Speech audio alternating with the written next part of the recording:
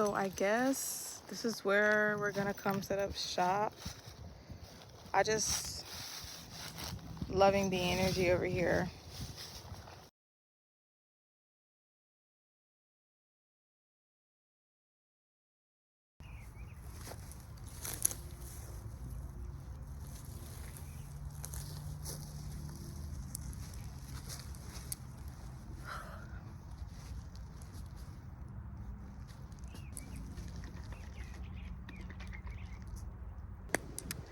Let's get into it.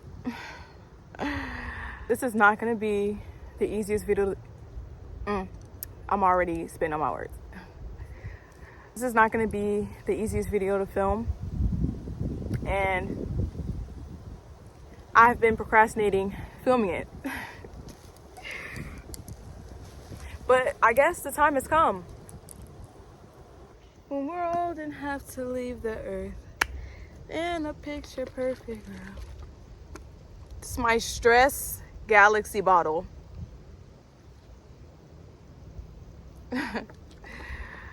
Okay, let me stop. All right. So, oh my gosh, I knew it was coming off. This is gonna be a video about how my spiritual awakening started, about how my spiritual journey started. Most spiritual awakenings or journeys are sparked by a traumatic event for a lot of people, you know, like a car accident, family members' death, you know, something destructive that caused an ego death. And mine was an abusive relationship. So that's what we're going to talk about. I have spent a long time not talking about this, but just not openly talking about this with other people because I don't know. I think, you know, like it stemmed from when I first did try to talk to people about it. This person that I did tell about the abuse when it was happening ended up telling all of these people and I was getting clowned. Honey, look, it's a whole lot. It's a whole lot we about to get into, but it's okay that it happened, and you always should be grateful for bad things when they happen, because if that hadn't happened to me, it would have probably took me a lot longer to get where I am right now. So even though it was traumatic, and even though it hurt, and even though I wouldn't wish it on my worst enemy, it had to happen, and I'm grateful for it. Before that happened to me, before I got in that relationship, I always noticed that I was like different from other people, right? So like, I feel like chosen people are not people that have been the same. They're not people that have been all the way in a sleep state their entire life. They've always been kind of different. I mean, I like never fit into my friend groups. I never really had my people. I just felt like I was so different and it was hard for me to connect to people. And it was just stuff that I didn't like about school. But when I would tell other people about school, like, you know, like, I just feel like this is like dumb. Like, this feels like jail. Like, you know, like people wouldn't be susceptible to that. So yeah, I always feel like I've always been different and I've always felt different.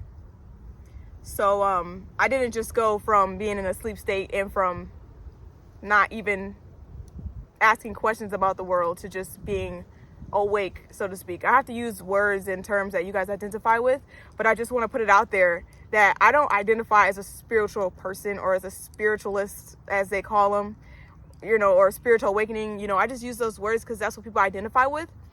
But truly, I'm just a human being, or I'm just consciousness having a human being experience, and became aware of the consciousness that I am. I just remembered. And because technically everybody is spiritual because you are conscious, you are just spirit, but not everybody remembers that. So I just think that I am just having experience. You know, I don't know, maybe I am reincarnated of my ancestors here to break generational curses, like, you know. So yeah, I just want to put that out there first. I'm not gonna lie, this is not easy to talk about, like, and you know what, I think like also a lot of people need to hear it. I need to talk about it because it's like so many people don't think that people can have, like, that young people go through this. A lot of people don't realize that young people have experiences that adults have, you know. People don't recognize that young adults do go through abusive relationships. Teenagers, you know, it does happen. And I'm here to give a voice. I'm here to give a voice and to be a voice to hear for other girls who may be going through this and don't even realize that they're going through it. Because that was me. And I was watching a YouTuber at the same time, and she was going through the things that I was going through. I want to be a voice to be heard for the girls that are going through this and didn't know they were going through it. Because at the time, I was watching a YouTuber who was going through the things that I was going through in my relationship, and it was just jarring, you know, but it felt comforting because someone else realized the things I was going through and were also teaching me about the things I was going through, because I had no idea. Like, I knew what a narcissist was, but I had no idea, you know, like, what it was in depth and the manipulation tactics and all these things. Obviously, it's been probably like a trauma buildup, because that's not the only thing that I've been through that may have led to this point of the buildup in my body. But this situation probably is what pushed me over the edge. You know, it was this situation that pushed me to who I am now. So I was in an abusive relationship with a narcissist for 3 years when I was in high school.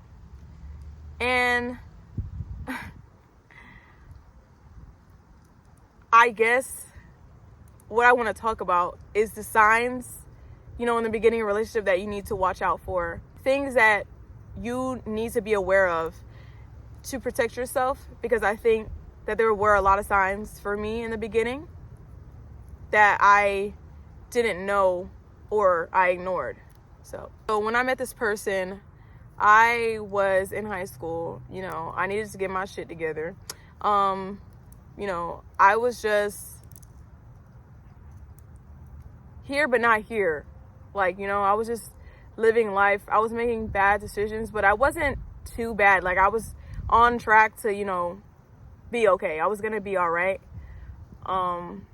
Recently, before that, I had dealt with like depression, and so I had been in that state of mind, you know, when I met this person. He was definitely a bad influence on me. Like, as like our relationship like went on, I experienced things with him that I should not have experienced, things I shouldn't have done. Before this, I guess I didn't know what a narcissist was, or I knew what a narcissist was, but I never dealt with one like that. I never dealt with one personally. Pretty sure one of my family members is a narcissist, but my mom was just telling me about her. Like, yeah, now, like, after this relationship, when she would tell me the stories about her, I'd be like, yeah. But, you know, before, she would just tell me the stories about her, and I'm like, damn, like, she's a shitty person. But now I know that that is what a narcissist entails. So I guess the first signs that this person was probably not going to be good for me was the boundary pushing. And obviously at the time, I was still learning myself and learning all of these terms. Not even at the time, I was still like trying to learn myself. I hadn't really found my sense of self yet, and because of that, there was not a lot of self-love there to even protect myself, to even have the urge or desire or the know to protect myself from people. So obviously, because of that, I didn't set boundaries correctly. I didn't have clear boundaries in place. And when I would try to create boundaries, because I was an assertive person, this was before I healed my masculine energy. I had a lot of wounded feminine energy, and I was very much in my masculine energy. Therefore, I attracted a man in his feminine energy. But yeah, so I think the first signs were him pushing my boundaries. You know, certain things that I would say. Men in their relationships, you know, the way that they refer to their girlfriend, you know, sometimes you'll probably hear like men saying, oh, that's my bitch, or this is my bitch. I was like, don't fucking do that. Like, don't. I'm not with the shit. Don't ever do that. Right? And so this is a boundary that I put in the beginning, but I did not set the boundary as I would now. You know, if I set the boundary now and I said, don't call me a bitch, and you call me a bitch, then we're probably not going to talk anymore. We're not going to be still doing this relationship thing or building this relationship thing because you've done something that I don't like. And so I'm not going to talk to you. But back then I wasn't doing that. And I did not firmly set my boundary. because he was a tester. Like, that was definitely the whole thing of this relationship. He was a tester.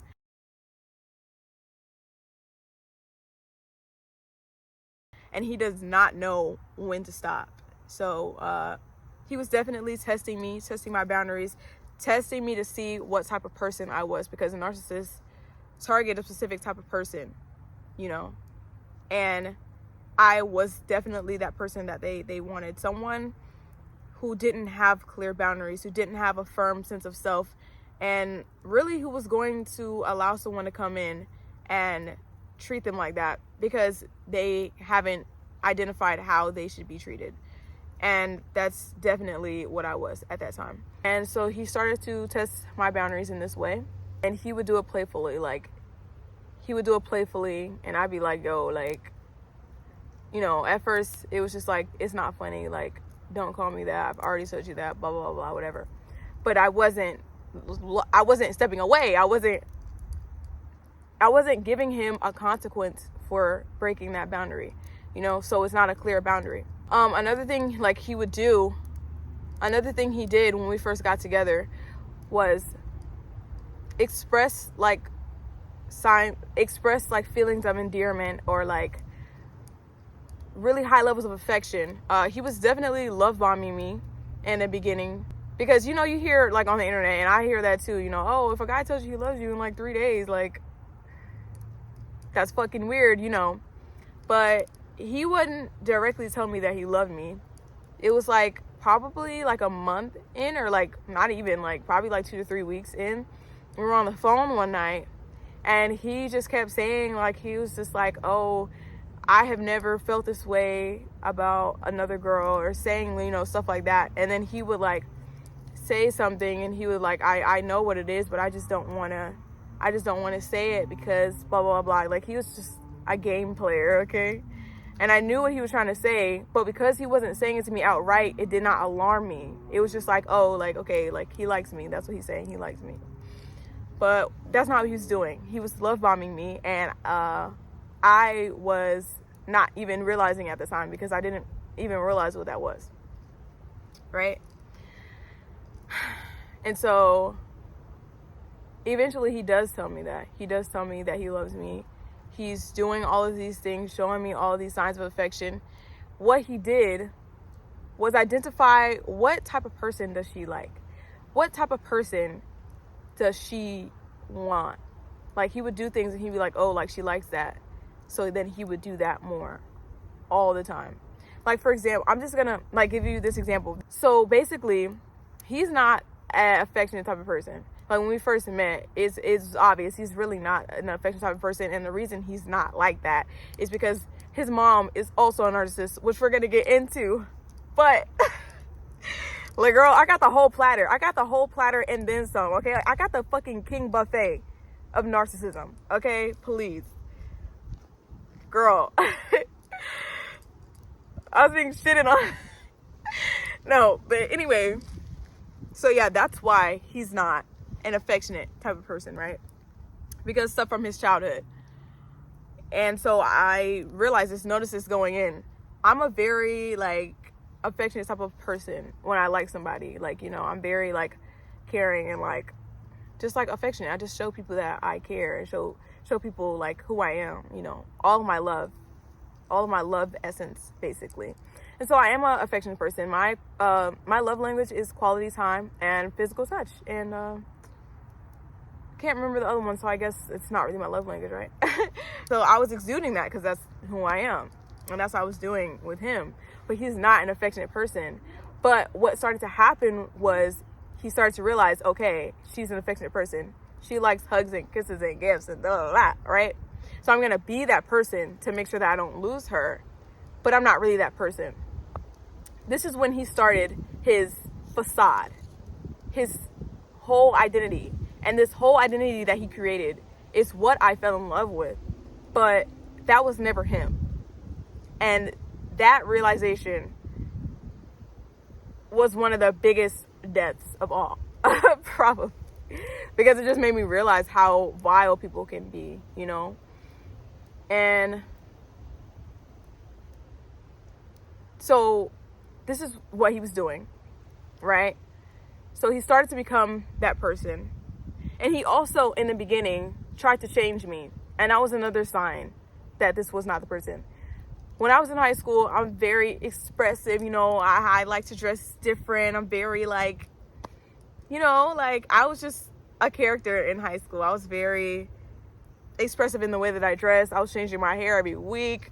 Girl, I was best dressed. Okay, I was just out there. I was very out there. I drew a lot of attention to myself with the way that I dressed in high school, even now still. And he didn't like that because, okay, so let me specify, okay, what I'm dealing with is a covert narcissist.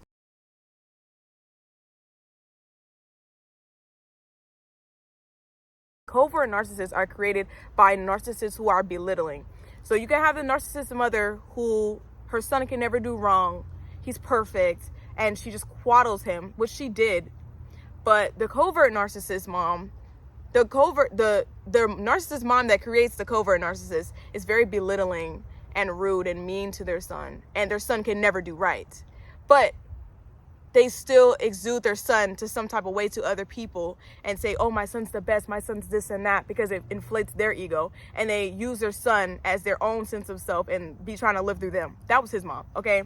And that created the covert narcissist, which is what I was dealing with. Dangerous, honey. Covert narcissism is dangerous. It's dangerous. So covert narcissism is like they play this little shy character, you know, and woe is me. And, you know, if you compliment them, it's just, no, I'm not, you know, like very, very much the opposite of what you would think a narcissist was. But they're still very much narcissists. And they use this to inflate their sense of self because they're gaining confidence from you. Oh, you're so nice. Why would you say that? And they're shy most of the time. But as you get to know them, you'll see like sparks of their cockiness. You'll see sparks of that narcissism that I'm talking about, which I'm going to get into as well. And so... yeah, that was the other sign. He tried to change me because he's this way, because he's shy and he doesn't like to draw attention to himself unless it's controlled. He's very controlling. He needs to control everything, okay?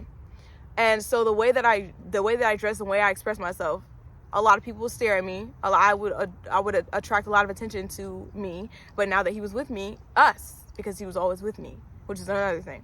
He would try to change the way that I dress. He'd try to be like, can you not wear that? Can you not do this? Da, da, da. Even though that's how I dress and that's how I was when he first met me. So how are you going to try to change someone when you knew who I was when you met me, bitch? No, like, but for real though, you knew who I was. You knew who I was. So let's not do this. Let's not do this. I wouldn't change. That was one thing. I was building my confidence. So I had built my confidence up to the point, you know, where I could dress that way and be different from other people because I became content in the fact that I was different from other people. Like I said in the beginning of this video, I just always felt different. So I was content in that fact. And so I continued to be different from other people because now that's what I felt comfortable in because I had to get comfortable in it. And he would try to change that. And I wasn't going for it. So he had to accept that. And later on, this caused resentment in the relationship, obviously, because in essence, I was not what he wanted in that regard. So another sign that he was doing in the beginning was trying to control everything. Like I said, he really likes control. He really needs to control everything.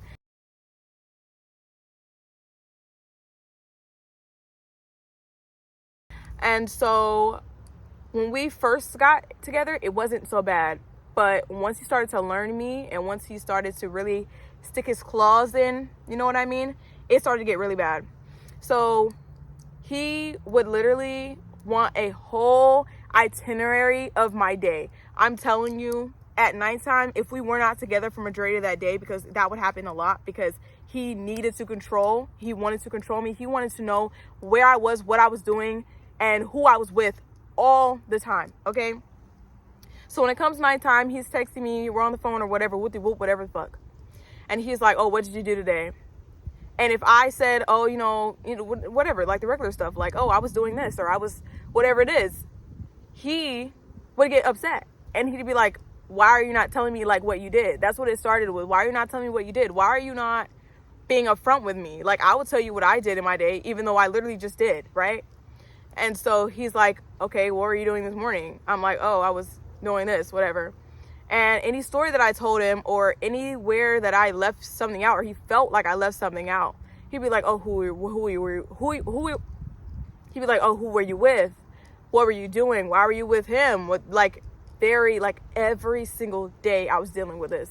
It was like I was reporting in to my, what do they call the person in jail? What do they call the person in jail? Bitch, I don't know. It was like I was reporting into my father. My father. It was like I was reporting into my daddy, okay? Like every single day. Every day, okay? And I thought this was normal. And let me just put this out there, okay? Because when you're going through this, especially when you're so young as well, you think that this is normal. My dad is not in my life. I never really got a true representation of what a good relationship is. I had to teach that to myself. So being in this relationship and not knowing how to navigate that, and not knowing what is normal and what is not is normal, is very harmful. And that's why, to me, it's so important to have the father figure of my kids in the home. It's so important because I did not know what a normal relationship dynamic looked like. And subconsciously, even though I've had two fathers technically in my life, my mom married twice, and I spent some years with my second father, which would be my stepdad technically. And subconsciously, we hold on to the love dynamic that we see. And low key, I attracted the same type of person that my second dad was. I don't know my first dad, so I never got to see that. But my second dad, he was controlling like that. He did things to my mom in the same way that this person did stuff to me. And I low key attracted that. And I didn't even realize that until my mom started to tell me stories about what this nigga was doing. And I'm like, wow, like that sounds like my ex. So how subconsciously I was attracting that. It's crazy. That's why it's so important, your father and your parental figures. But anyway, so yeah, these were some of the signs I was noticing in the beginning of this relationship. And it started to get real. It really started to get real. So another sign, just went deeper into the relationship, going deeper into the relationship. I started to not notice at the time, but now I'm telling you, now I know. Things that he would do, manipulation tactics that he would use. You know, when he would get mad, he'd give me the silent treatment, things like this. And it's like, narcissists need people to see them in a certain way. And when you know them, when a narcissist gets to know you, and now you've seen them without their mask, you've seen that narcissistic rage, you've seen them without their facade on, you've gotten too close in, and they low-key start to resent you for that. And it was very hard dealing with that because so many other people were like, oh, your ex is just the person I was dating at the time, oh, he's so shy, he's so quiet, whatever. Everyone thought he was so nice, this and that. And I'm like, y'all do not know him. Like, this man is a demon, okay? It was a lot of reactive abuse as well, like emotionally abusive. When we were out in public, like, nobody knew what was happening behind the scenes. They had no idea how bad this man was jarring my mind. And so when we were out in public arguing, I looked like the crazy one. And that's exactly what they want. Like, I looked like the crazy one because I was like, whoa, like, what the fuck is wrong with you? Like, I had no idea what was going on. I was losing myself in this relationship. I was losing the self that I hadn't even created in this relationship. And that's what narcissists do. They just suck and they suck and they suck. They suck everything out of you. And he was sucking everything out of me. I turned into a person that I don't even know. I was never that person before. When we would argue, we would literally scream at each other. Like, we would literally scream at each other, okay? And once we got deeper into a relationship, I really honestly started to take on his characteristics.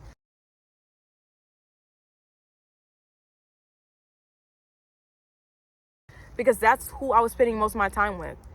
Like, we worked together for a good majority of our relationship, which is horrible. People saw our relationship dynamic, and those are the people that, when I was telling that we broke up and I was telling how horrible he is, we're like, wow, like, but you were always screaming at him. Like, because when we were arguing out in public, he's not screaming at me. He's not making it a thing unless he got really mad. And so people didn't really see that. They just saw how I was reacting because they don't know how this nigga is treating me. Like, it was very jarring. It was very hard to deal with. I just didn't know who I was. I was high functioning depressed in that relationship. He was sucking all of my energy from me. He was he was just, I was allowing him to make me him. And I started to speak in ways that I didn't recognize. Like the stuff that I would say to him, I would never talk to anybody like that. I've never been that person. But because he would talk to me like that, I started to do the same thing to him. And then he would use that against me and turn around and say like, oh, well, look how you're treating me. Look how you're talking to me. And I'm like, oh, like, you know? And I would get gaslighted a lot. Like something would happen, an argument would happen, and he'd be like, no, that didn't happen, or try to say that these things didn't happen. And I'm just like, I know that happened. I know that happened. I know you did that, you know? And then he would try to flip it around on me, and he would be like, no, like that didn't happen. Like you're tripping. Like you're always tripping. Da, da, da, da. I'm always tripping. I was always tripping. And I ended up apologizing for a lot of stuff that I didn't do. And straight from the jump, he used these manipulation tactics, like these push and pull things to keep me in. You know, he love bombed me in the beginning of the relationship, and later in the relationship, he would pull. Like he would love bomb me, and if I did something to make him mad, he would pull his affection away. And it was jarring me because it was like, oh, like I know this person, why are they acting like that? And it would make me push to him, and he would pull away, and then he'd give back, you know? Like I remember one time, like he made me so mad. I do remember. Oh gosh, guys, like this relationship literally, it was so traumatic for me because I didn't even know what was happening to me at that time. I didn't know what I was going through. I had nobody, because when we got together, you know, I had a lot of friends, and then he was saying, oh, I don't like her, I don't like this friend, you know. He would get mad at me if I was like playing Uno with my family or talking with my family and I hadn't called him all day, and he'd want me to go upstairs and leave my family and call him. I was very isolated in this relationship. He isolated me, and it was always me and him. We were always hanging out. We were always hanging out. Like, if you're in a relationship, you guys need time apart to be your own person. If you guys are always together, you guys are going to argue like brothers and sisters, literally. Like, just because you're in a relationship with your boyfriend doesn't mean that you need to be with your boyfriend 24/7. We were with each other 24/7. Literally, we worked together at our job, right? And, you know, they started to get tired of us working together, because either when we were working together, we weren't working, or when we were working together, we were fucking arguing. I mean, we were in that McDonald's yelling and screaming so loud the fucking customers could hear. We were arguing all the time in there, all the time. And people were just like, yo, like, what the fuck? Like, we were literally arguing all the time. And it was just so like hard once it started to get worse, because people would see him literally disrespect the fuck out of me in public. And those are the same people still taking all the other instances where he was silent and not yelling, and I was one yelling, and saying that I was crazy.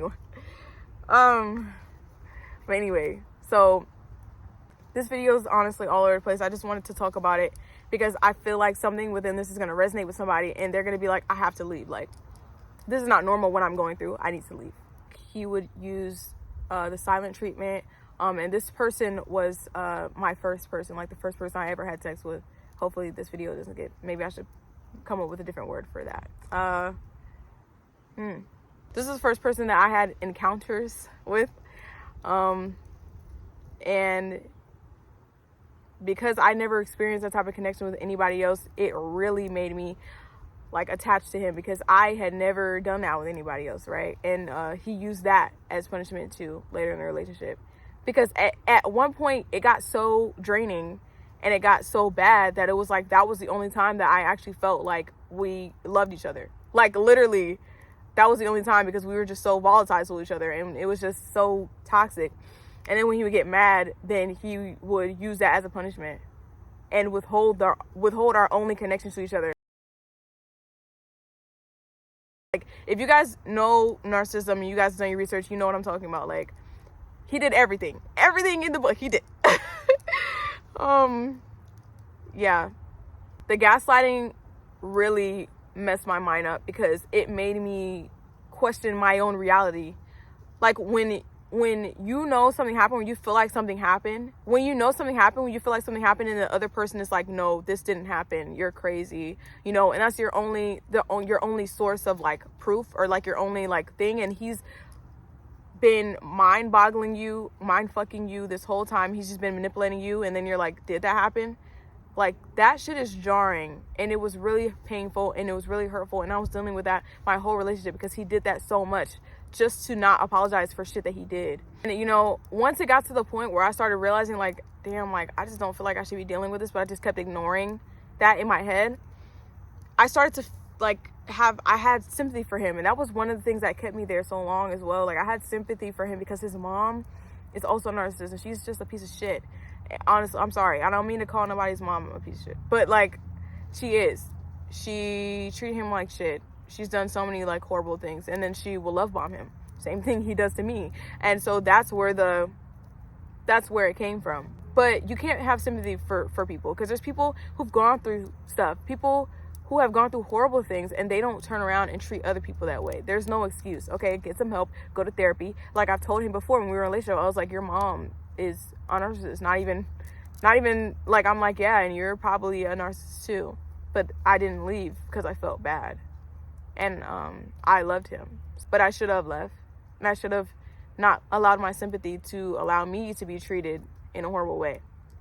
Because at the end of the day, he's holding resentment for his mom. He's treating me like how his mom treats him, and in the end, all I became to him and other women was his mom, because he has mommy issues. Like, guys, this really made me lose my sense of self. I did not know who I was.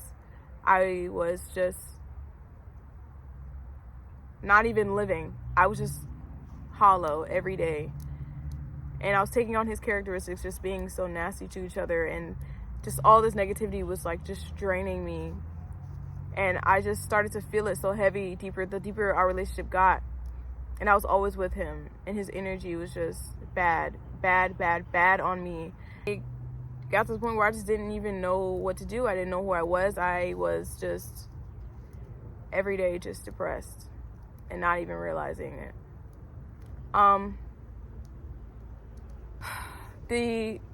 Any abusive relationship, whether it starts physical, if your boyfriend is screaming in your face, yelling in your face, it's eventually going to get physical. And it did. And you guys need to really recognize the signs, okay? Because one of the things that I was dealing with also in this relationship was just anger. Like, he was so angry. He was holding on to a lot of hatred and anger. He was just so angry. I don't think I've ever, to this day, still ever met anyone so angry. Like, when he would get angry, it literally I was so scared. I was scared of my own boyfriend. If you're scared of your boyfriend, you need to leave. You don't need to be in that relationship anymore. You need to leave. I was scared of my own boyfriend. And like, cause I just knew, like, I don't know, like, people think people are bullshitting when they say this, or like people don't realize how true this is. But like, narcissists, like, especially this covert narcissist, okay, with this mask on, and once you rip the mask off and you get that narcissistic rage, I didn't even know who he was anymore when he got that upset with me. I didn't even know who he was anymore. He just completely uncovered himself, and he became this person I didn't even know. Like, he was literally a demon in the flesh, because I just have never seen anybody so mad. Like, I knew that he was upset with me, and I should probably not be in the same room with him, when, like, his eyes would literally change. Like, if you have ever dealt with a narcissist, or you have ever dealt with someone with extreme anger issues, you know what I'm talking about. Like, his eyes would literally be black. Like, this is no exaggeration. This is no fuckery, okay? Like, I have never in my life seen someone be so angry. Ever. Like, his eyes would literally go black. And I was scared. There was a couple of times I was literally scared for my life. Like, this relationship just, like, completely took everything from me. When I broke up with him, I had nothing. Like, oh. I literally said I was not going to cry. I literally said before I started this video I was not gonna cry. Oh my gosh.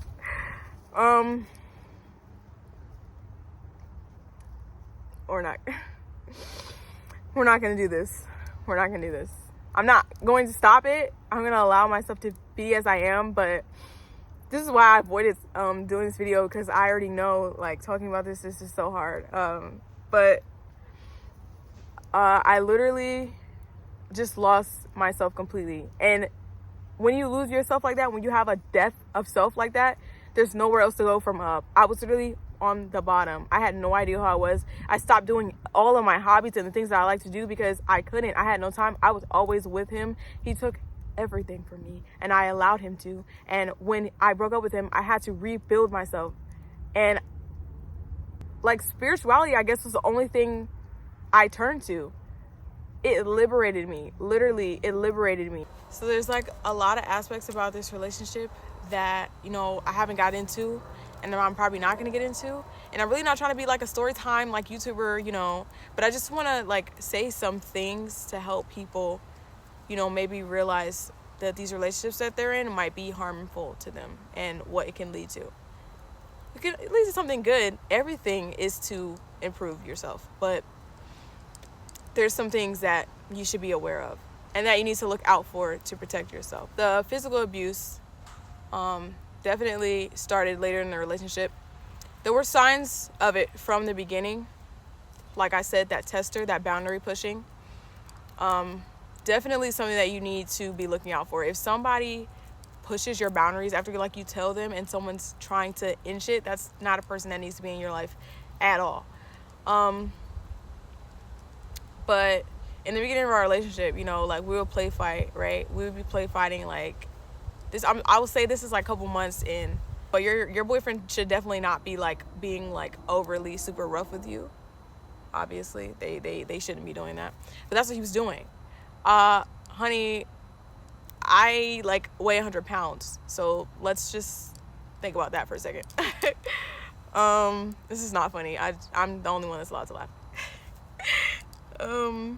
Yeah, so we were play fighting this one time, and it was getting rough, you know, the play fight was getting rough, and this nigga slapped me across my face, like, I mean, like, full on bitch slapped me in my face. Like, it's not funny.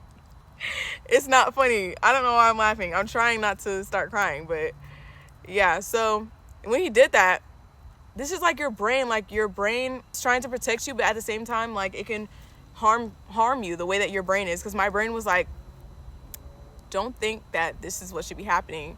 But we were just like play fighting, like, you know, like my brother. I compared it to like my brother, but that's not my brother. That's my boyfriend. Your boyfriend should never put his hands on you like that. And so when this happened, it was like kind of a jarring moment. My mind jarred me because I started to feel like this shouldn't be happening. But then the other side of my brain was trying to justify it. The other side of my brain was trying to justify it. And it was a combination, and it was very weird. And like, he didn't even apologize. Like, he was laughing about it. Like, it was funny. Bitch, it wasn't nothing funny. It was not funny. But I was just like, I don't know, like, I didn't do anything about it because I tried to justify it in my mind. And this led to other things happening in the relationship. So he would use gaslighting a lot, to gaslight me into things that didn't happen. And then when he would make me really upset, then he would love bomb me. And one experience of this that I had with him,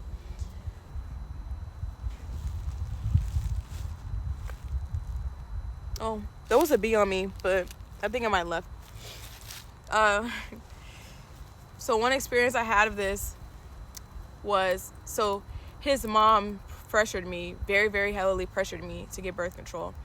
And I didn't want it because my mom was telling me, like, the effects that it had on her. And obviously she didn't want me to get it because I could have those same effects, you know. But I ended up getting a different one than she got, so I guess it was okay.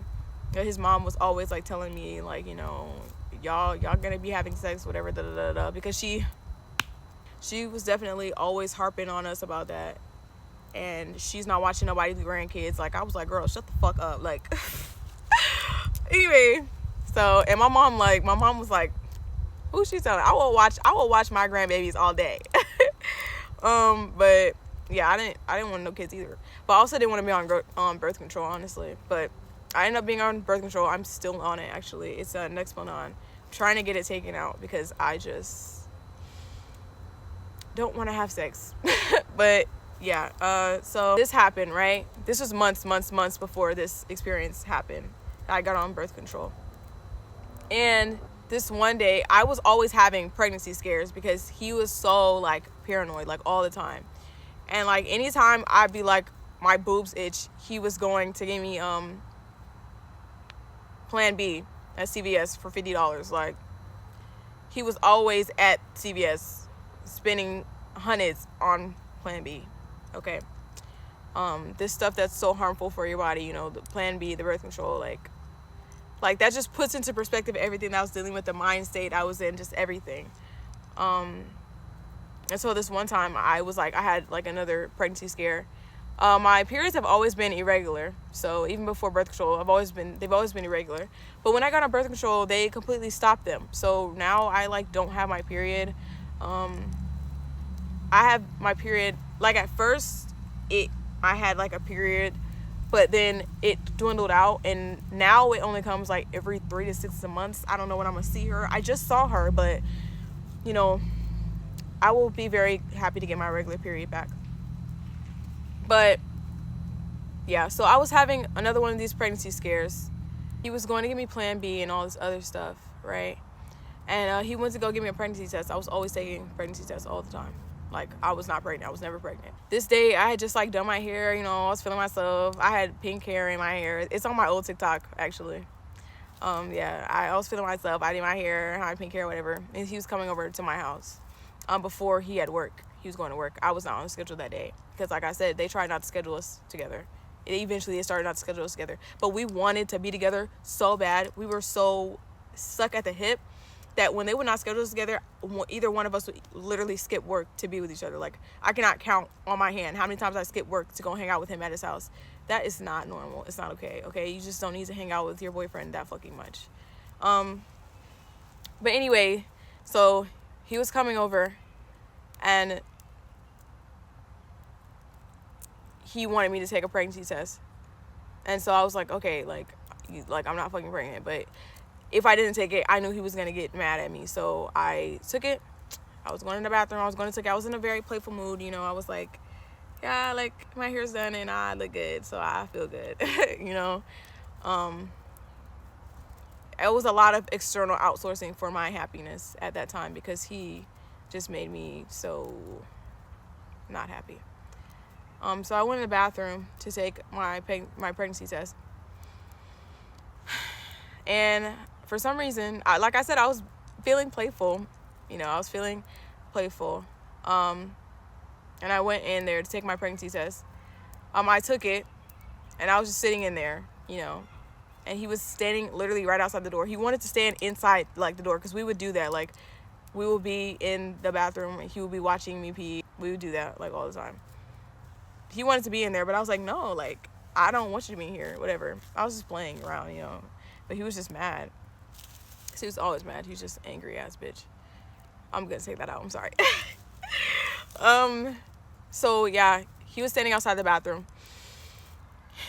and I didn't open the door. I locked the door, and I didn't open the door. So when he tried to get in, he was like, "Let me see it." I was like, "No, like I'm gonna come out, whatever." And I was acting like I wasn't gonna come out, and he started to get really mad, and I didn't realize how upset he was until I opened that door. And he started banging on the door, like, come the fuck out, blah, blah, blah, blah, blah, cussing at me and doing, like, all the regular shit. And so, yeah, I was playing around, you know, I wasn't trying to open the door. And then I finally opened the door. And when I opened the door, I saw, like, his face.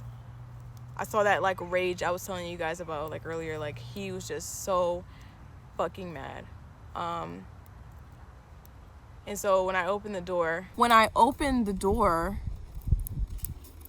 he threw me against the wall. Like, threw me. Like he literally threw me against that wall. And in that moment, it was just so jarring. Like, I was just like, what am I doing? You know, it was just very, I don't know, like, it was just a lot of emotions going through me. And because he did that, I wasn't going to give him the pregnancy test. So I tried to get through the door without giving him the pregnancy test. And he's trying to wrestle me. He's literally like wrestling me for the pregnancy test. And I'm not trying to give it to him. So he literally puts me in a chokehold. Like, this is not play. Like, you know, he was literally choking me. I ended up dropping the pregnancy test because I could not breathe. Like, he was literally choking me. And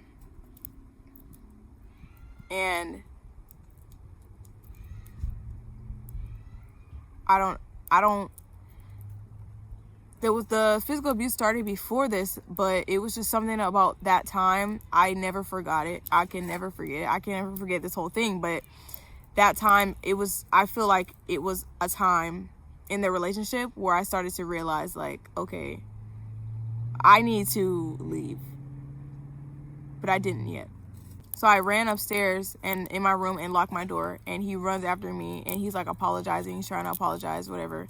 I wouldn't open up the door. And he's banging on the door, and I was having a panic attack. And so he just sits outside the door. He's just apologizing or whatever. Eventually, I open up the door, and he's trying to love bomb me, apologizing, like saying he'll never like do it again, even though that's not the first time he put his hands on me. And I don't know, something in your brain starts to crave the bad. Something in your brain gets addicted to the bad because it's comfortable for you. And I didn't want him to be around me, but for some weird, strange reason, I did. I didn't want him to be around me, but for some weird reason, I wanted his comfort. I just went through a lot in that relationship, and so I let him like hold me, even though he just did that. And then he leaves for work. He steals my hat, mind you, because he asked me, oh, can I borrow your hat for work because I forgot mine and we have to like wear a hat at work. And I was like, no, like, fuck you. And so he's holding me and like, you know, like gets me in the bed or whatever, and he steals my hat and leaves. Like, he's such a piece of shit, guys. And yeah, so he did that. And the reason this was an experience of the gaslighting was because that night when we were on the phone about it, he was texting me while he was at work, apologizing and everything. And while he's texting me, I'm like, yeah, like you fucking choked me. Like, what the fuck is wrong with you? Like, all this stuff. And he's like, I know, like, I'm sorry. I'll never do it again. This and that bullshit.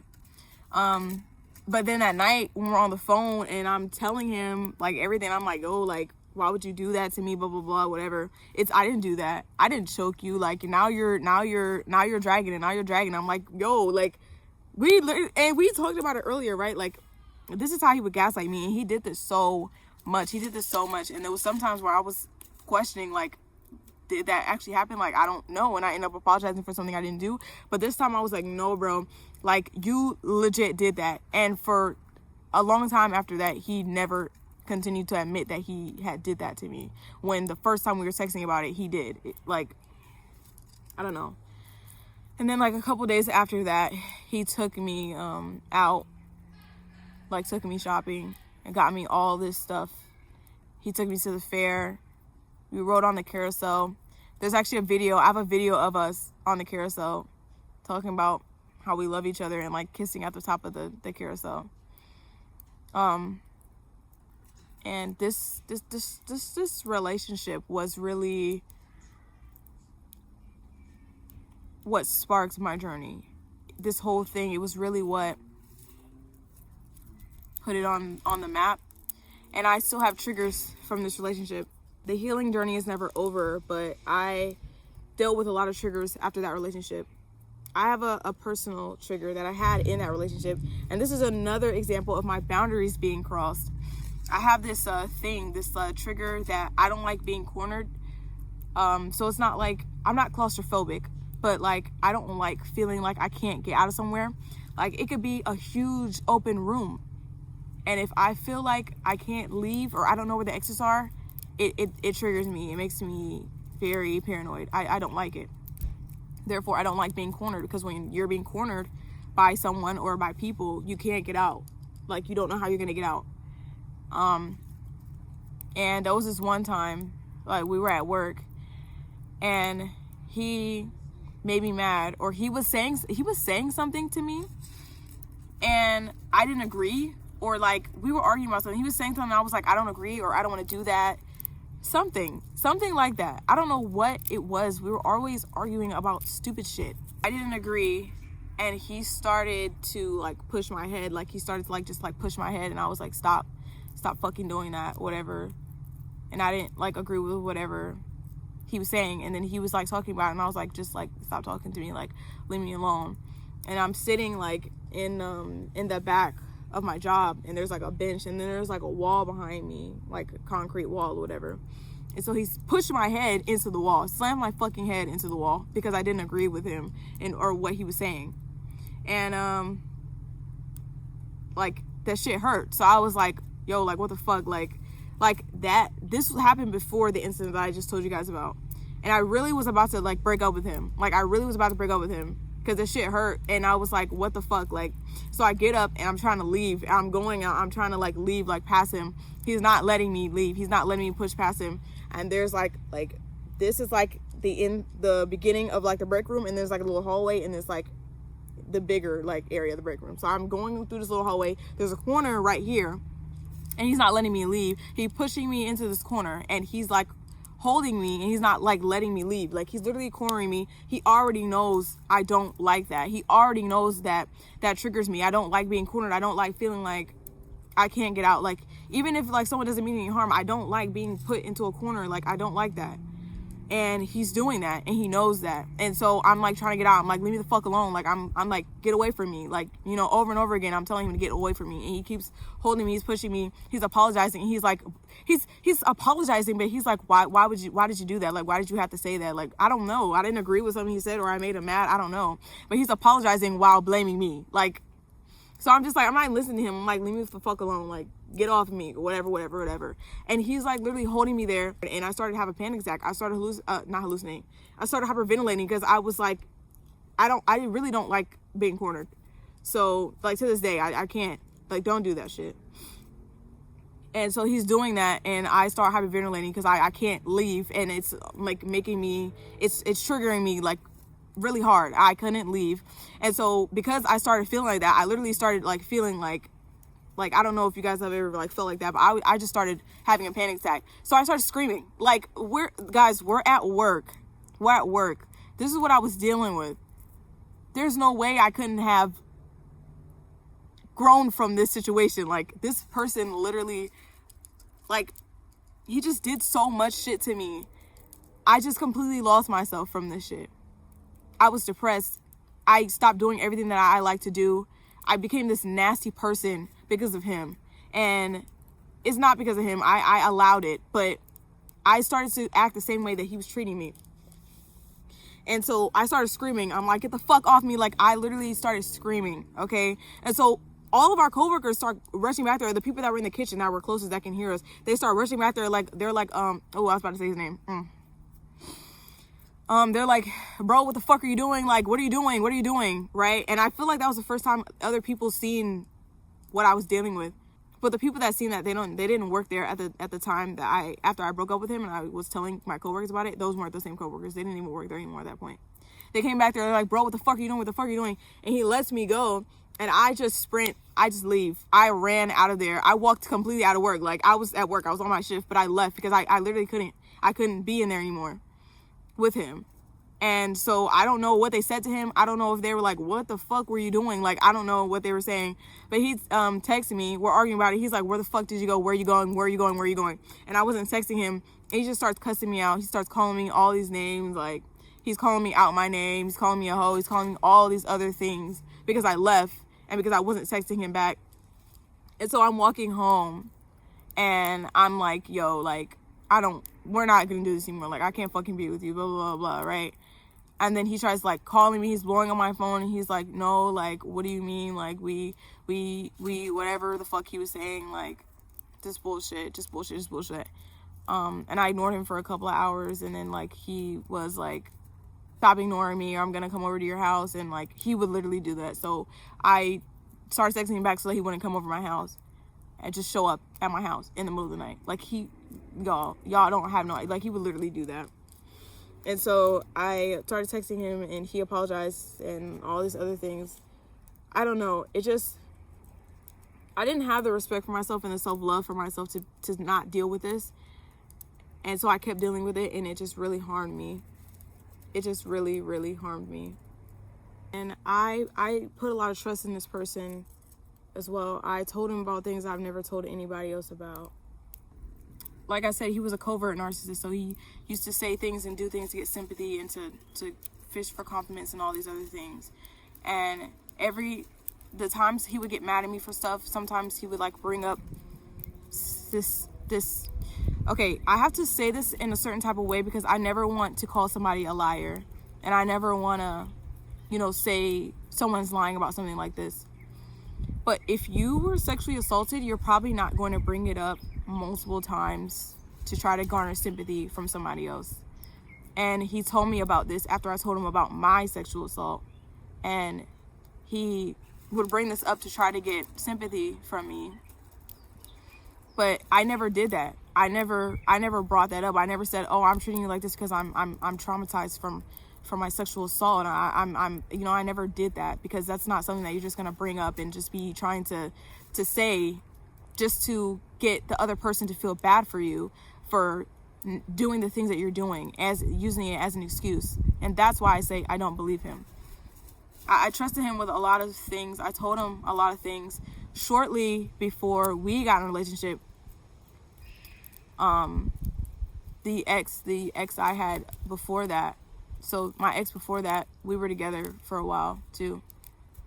And we never did anything with each other the entire time, because I wasn't ready. I didn't want to. And before our relationship, like, completely ended, because I broke up with him, but before our relationship had completely ended, he was being, like, really rapey, like, before our relationship ended. And I had told him about that sexual assault too, but not for a very long time, because that was shortly before we, like, met. Well, it was not shortly before we met. We'd already met, but it was shortly before we, like, decided we kind of liked each other. And I didn't want him to, like, get mad and feel like I was cheating on him in the talking stage. But later on in the relationship, I had told him about this. I had told him about my sexual assault I had when I was younger. Younger. Before that one, like, younger. He was the first person that I really, like, told about this. It happened to me years and years ago. I never talked about it. And I told him about this, and he proceeds to tell me the story about how he was and how that affected him and everything. And after I told him that, and after he told me that, he started to use that against me all the time. Like, he would just bring it up. He would just bring it up when he would do something wrong, and I'd be like, yo, like, why are you treating me like this, whatever. He would bring it up. And that was another part of it. That was another part of the sympathy. That was another part of the sympathy that I felt for him. But I started to get to the point where I was like, I don't even believe you. Because you don't see me bringing that shit up. You don't see me being like, oh shit, like, I hurt you, I did that, but, like, my sexual assault, like, no, I'm not doing that. I've never even told anybody that but you, and here you are using yours against me, your alleged SA against me, to garner sympathy for treating me bad. He used a lot of manipulation tactics. I remember one time I broke up with him while we were at work, and I just continued on acting normal because I was in public. And me acting normal and me not giving a fuck about breaking up with him, it really got to him. it really got to him. Like, he was walking around acting like a sad baby and like crying and shit. Well, he didn't start crying till he got outside, but he was just like coming up to me like, do you not care? Like, are you heartless? Like, you have no heart, whatever. Like, no, you have no heart. But he like got me to get back with, like, he used sympathy a lot as a manipulation tactic in this relationship. And that was what helped me after I broke up with him define my what I view, what I will not tolerate later in my life, and how it taught me that just because people have been through things doesn't mean that they get to treat you bad just because they've been through bad things. They don't get to do that to you. It's not okay. It doesn't matter. It's not okay. And so like he's outside crying, like bawling, like snot coming down his mouth and everything for me to get back with him. And I did. There was a lot of moments like that. We broke up with each other, got back to each other again, broke up with each other and made up. I just grieved over myself at the end of the relationship. Like, why would I allow someone to treat me like that? Why would I allow someone to make me feel scared when I'm with them? Like, I'm really filming this like for myself because yes, I've done a whole lot of healing from this situation, but I felt like I needed to just sit and talk about what happened, even though it happened a while ago. And I am such a much better person now. And I recently had a test to see how healed I am. And I think I passed the test. You know, in terms of not being available for people treating me, however, I'm not going to allow that, no matter how tiny it is. Because I just don't deserve it. I deserve the best in the world. I don't deserve to be shoved up on walls and being threatened that they're going to hit me with fucking water bottles, like metal water bottles. I don't deserve shit like that. Like, he literally did that because his mom was on the phone. His mom is a source of all of his anger, all of his hatred for life. His mom just brings out anger in him I've never seen in anybody. And I'm following him because I'm like trying to like be like, hey, like, you good? Like, what's wrong? Whatever. And he doesn't want me around him. And I should have listened to that, but I was following him. And he just got so mad. He started charging at me, and I was like, okay, shit. Like, yeah, I already know this is about to go. And he pushes me up against the wall of a fucking CVS, a store that's near my house.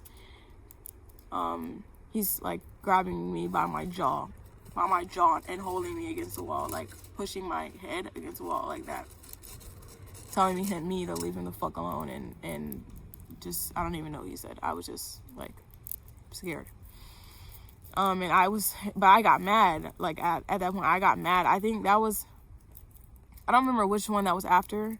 It was before the pregnancy test, but I just got mad as fuck. And I'm like, what the fuck is wrong with you? Like, I'm tired of this shit, whatever. And he turns around and acts like he's gonna hit me in the head with a fucking water bottle. He's literally chasing me. Like, guys, like, if your boyfriend is putting his hands on you, you need to leave. If he's yelling at you, screaming in your face, there are signs that it's going to get physical, okay? And you need to leave. And I ran back into my job, my McDonald's, and my friend is in there. And she's like, I guess you could see like the fear on my face, because she's like, what the fuck? Like, are you good? Like, are you good? And I just was like, yeah, like, I'm just saying this because there was so many points in a relationship where the Most High was telling me, like, this is not right. Like, there was so many out-of-body experiences I had. Like, when that shit would happen, I would have these out-of-body experiences. Like, it was literally like, what are you doing? Why are you allowing this? What are you doing? What are you doing? It was just really a lot. It was a lot. It was just bad. I just knew I needed to get out. And one night, I did that. One night, Ja's voice was so loud that I could not ignore it. And it was something so small. You think for all of these big things that happened, the thing that made me break up with him was fairly small, you might think. But just know that a woman breaks up with a man in her head before she does physically. And I'd been broke up with him in my head. I was done. But I just didn't leave. And so one night he's at my house. We're chilling or whatever. And he is sitting on the couch. I'm sitting on the couch. I had made some ramen noodles. This is before I went vegan, alkaline vegan. And he's sitting on the couch. I make my noodles. I put them on not the stove, the counter. And I bring them over there to sit down with him, and I'm like trying to eat, right? And this is just she's just a tester. He doesn't know when to stop. He will push on your boundaries just to see how far he can go. And so I'm trying to eat my food. I put it down. I don't know if I left the couch or if I stayed there. I can't really remember. And I put it down, and he's eating my food. He starts eating my food.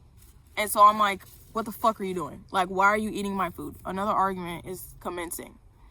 And I'm like, why are you eating my food? Like, what are you doing? Stop eating my food. I don't want you to eat my food. You can literally go and get your own. There's more in the pantry. And he's just eating my food. He's ignoring me. He's just eating my food. And I'm just like, what the fuck is wrong with you? Like, literally, that shit triggered me so bad because it was like, it was a buildup. It was a buildup of everything. And I'm like, yo, what the fuck is wrong with you? Like, you are just a piece of shit.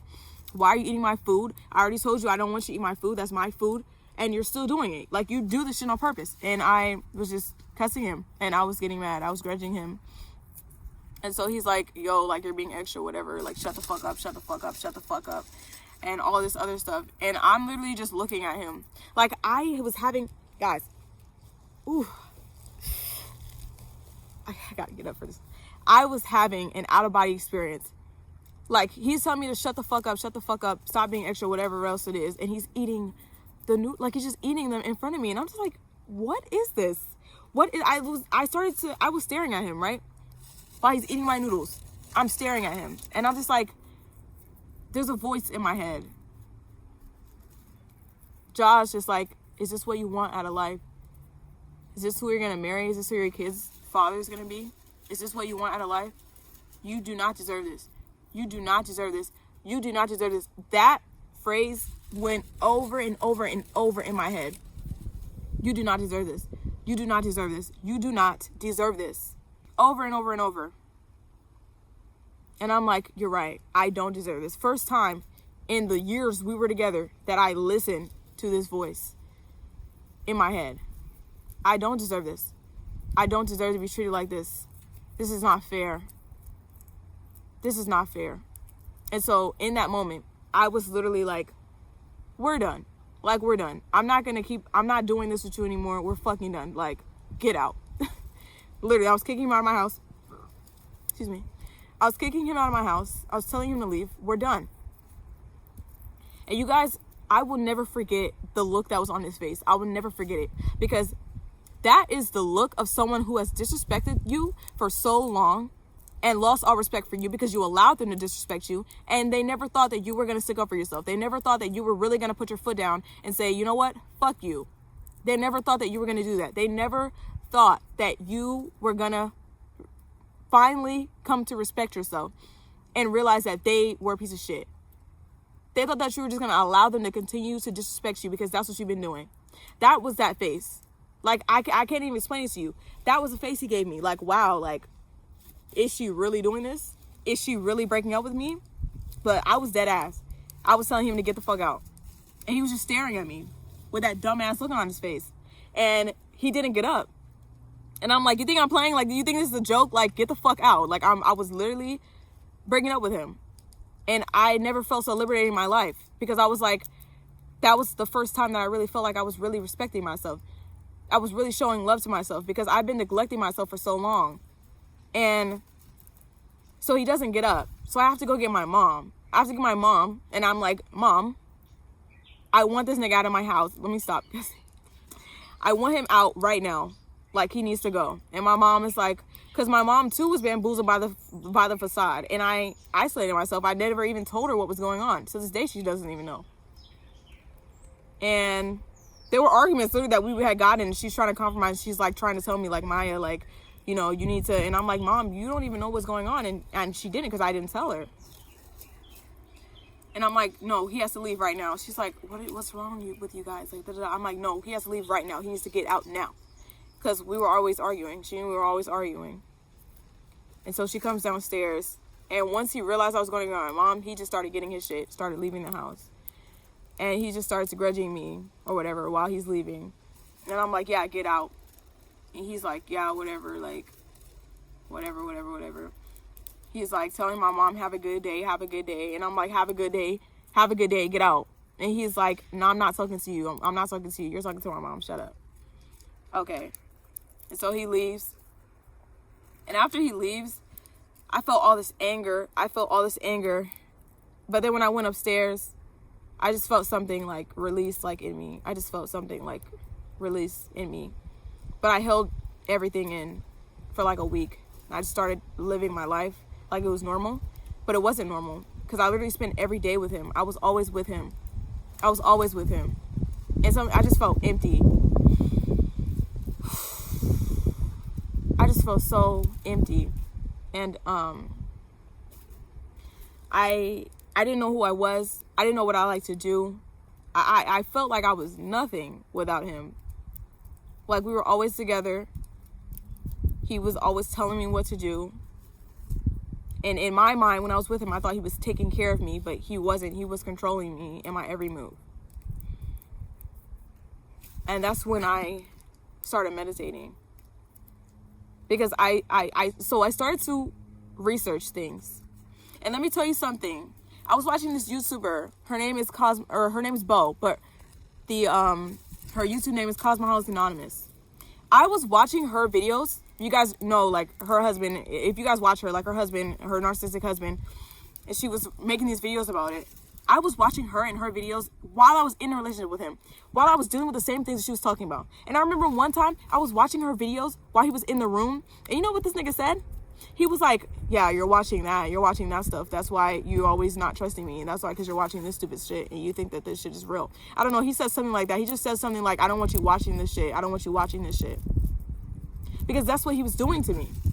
I started watching her after we broke up, and I was watching her videos and watching the ones I was watching when I was with him. And I was like, yo, like, this is exactly what's happening. She started to make videos about narcissists and about the power wheel and all these other things.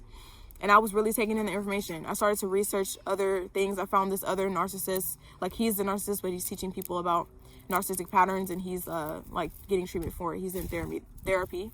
He's in therapy for it and stuff. There's no treatment for narcissism, but he's aware of it. He knows, like, the patterns, and he's educating people on it. I started watching all these things, and the clarity that I was getting from the information I was learning, it just took a weight off of me. And it just, like, to be treated a certain way and finally put a word to the things that you were feeling when you were dealing with those things, it's unexplainable. That feeling is unexplainable, to know finally, oh, this is what I was dealing with. This is what he was doing to me. And I was crying. Every day I was crying because I was researching. And I'm like, yes, like, I felt like that. That's what he was doing to me. And every day I was crying. And journaling. I was journaling about it. And I have some of my journals here. I really started to go on my journey. And then I started researching, and the Most High led me to spirituality. I started meditating. Meditation literally just saved me, because when I started meditating, I just realized how pure I am, and it just brought me back to myself, helped me find myself. I started meditating every day. I started with guided meditations and went from there. I started to be passionate about things again. I started to make art. I started to read, I started being outside. Nature and meditation literally saved my life. And I'm just so grateful. For it. Once my mind had left and I was like, fuck him, it was just my body that I had to release from, because that was the first person that I had encounters with, and my body was attached to him, and I had to release that. I had to really do, like, release methods to release that from myself, from my body, and heal my root chakra. But yeah, I got a lot of clarity from spirituality when I started my spiritual journey. I started researching and really getting into the things that I'm into now, and just finding myself in who I was, and realizing I am divine, and that everything is okay, all is well, and that made me stronger. But that is what sparked my spiritual journey, honestly. That relationship is really what brought me to who I am today.